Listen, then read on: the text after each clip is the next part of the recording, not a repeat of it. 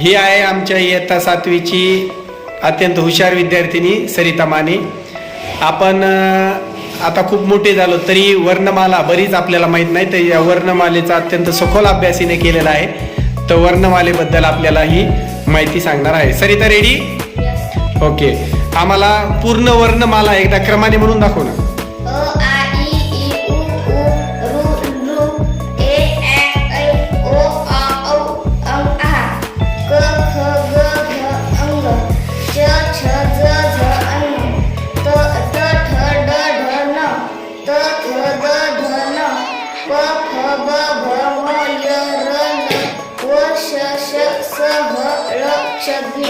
Very good.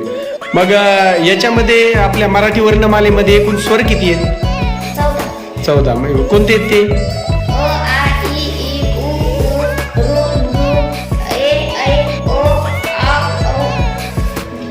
आणि आणि आ हे स्वर नाहीत का?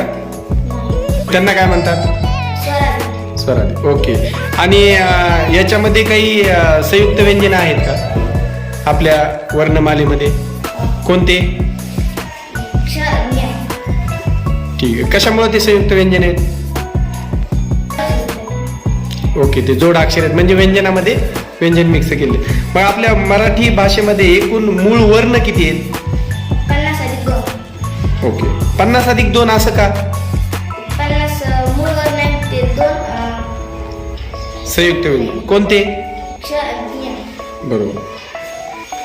अनुनासिक किती आहेत ग? 5. कोणते?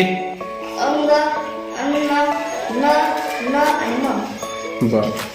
ओके. आणि आपल्या मराठी वर्णमालेमध्ये महाप्राण म्हणून एक अक्षर ओळखलं जातं, ते कोणतं आहे? आणि स्वतंत्र वर्ण म्हणून ओळखलं जाते. आणि मुळातच जे जोड अक्षर आहेत पण ते कोण आहेत? संयुक्त व्यंजन म्हणतो आपण त्यांना.